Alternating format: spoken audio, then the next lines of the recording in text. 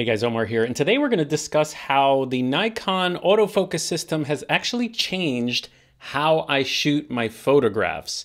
We're going to compare it to the other systems, well, two other systems, and show you how this is either figuring out how a convoluted autofocus system works or entirely genius by Nikon. Okay, if you're new here, a little recap of who I am. Hello, my name is Omar. I'm a professional photographer here in the New Jersey. I don't know why I'm doing this. This is New Jersey.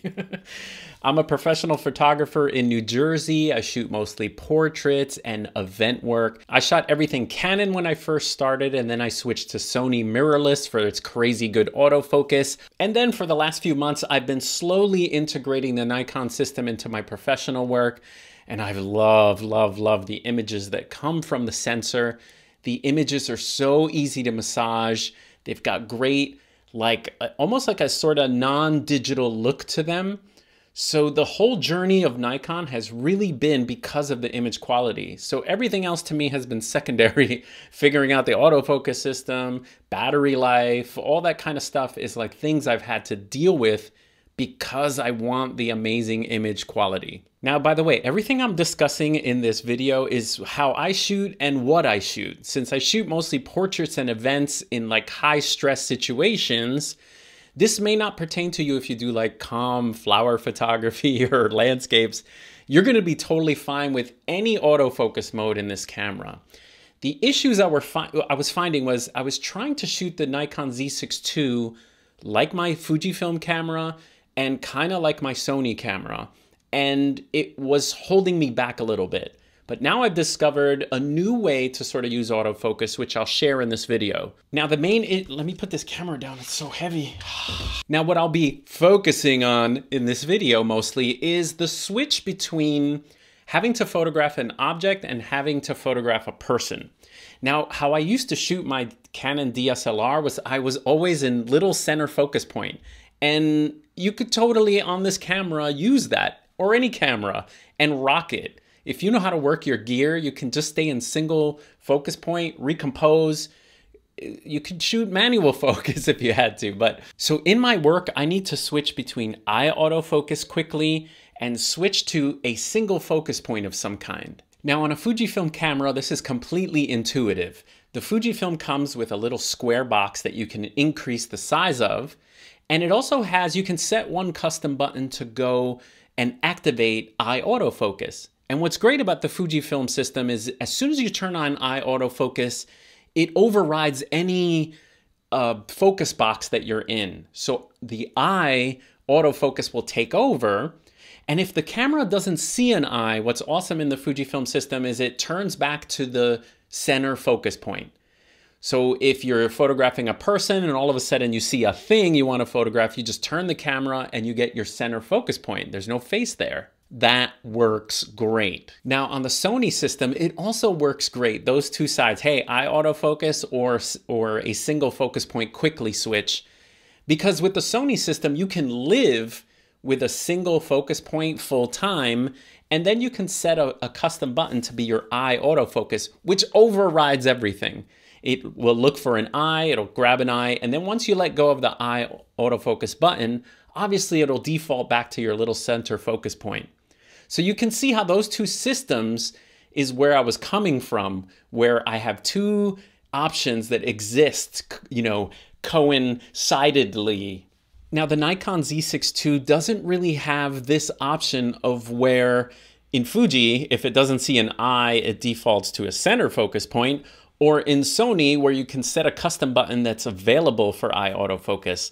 So I had to think of a new way where center focus and eye autofocus can quickly coexist together. Now in the Nikon Z6 II, eye autofocus only works in a wide zone. That means you set your camera to the whole thing is on wide zone, and if it sees a face or an eye, it picks it up, and it picks it up pretty good. Now the problem is in this wide zone with the Nikon Z6 II, if you point the camera at an object you want to photograph, it doesn't go to a center focus point. It defaults to like an automatic, a bunch of grid crazy dots mode. And I think Canon does this too. If you're in a wide mode, it defaults to the camera trying to choose the closest object or something like that.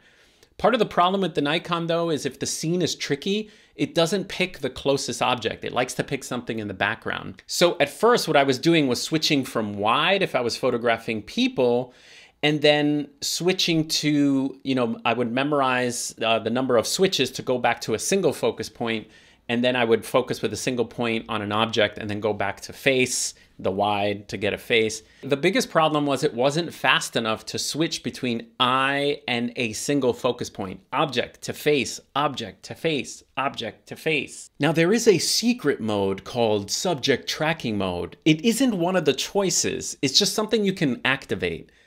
And again, I don't know if this is genius by Nikon or if it's kind of convoluted, but it works kind of like this. Okay, so now I have my movie record button and the rear dial to change all through the focus modes. You see that? So that quickly you can go through the focus modes on the fly. That's pretty fast. Right now I've been living full time on this wide face detection because I shoot mostly people, so the Nikon finds an eye and it finds a face there.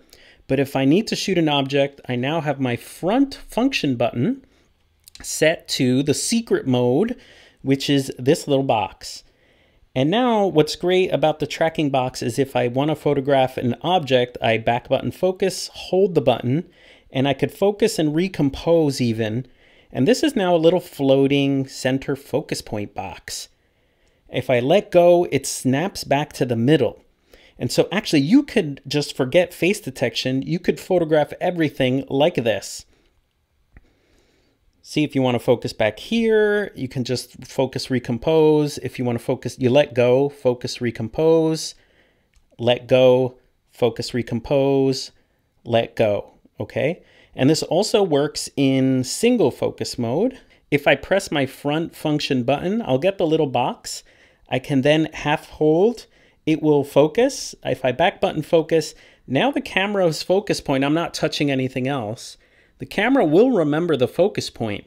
So if you like to shoot in single focus point, the camera is now waiting for you to press the button to focus, and then it turns green. So the only problem with this one is it doesn't snap back to the middle. So I don't like it as much, but if I press the function once, twice, I'm back in the middle, hold, let go, and now the camera's waiting and ready to autofocus back there. And again, it's a new way to sort of focus recompose, which works great. Personally, I prefer to be in AFC, where I have eye autofocus available at all times. And then when there's an object, I push that really quick and I have my single focus point that snaps. So object, push the button, face. Press the button, object, object, and press the button to get rid of that, and I have face. Pretty cool. Now it works really great. The only problem is by default, it's kind of convoluted with, you have to hit the OK button and then to get rid of the box, which is important by the way, because if you want to photograph a face, you have to get rid of that little box. It's I even forget what it is. It's one of the plus or minus buttons at the bottom. Anyway, the screen always tells you which one it is.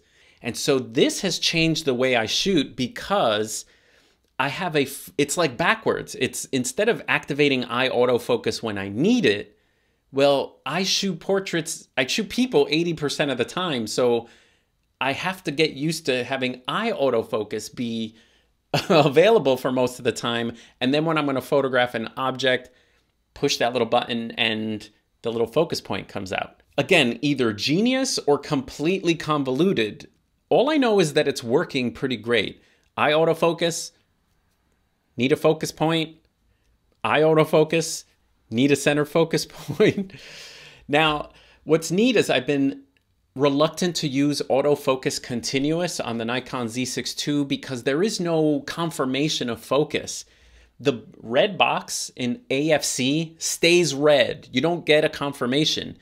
All the other cameras, Fujifilm, Sony, Canon, there is some kind of confirmation that the camera has locked onto something.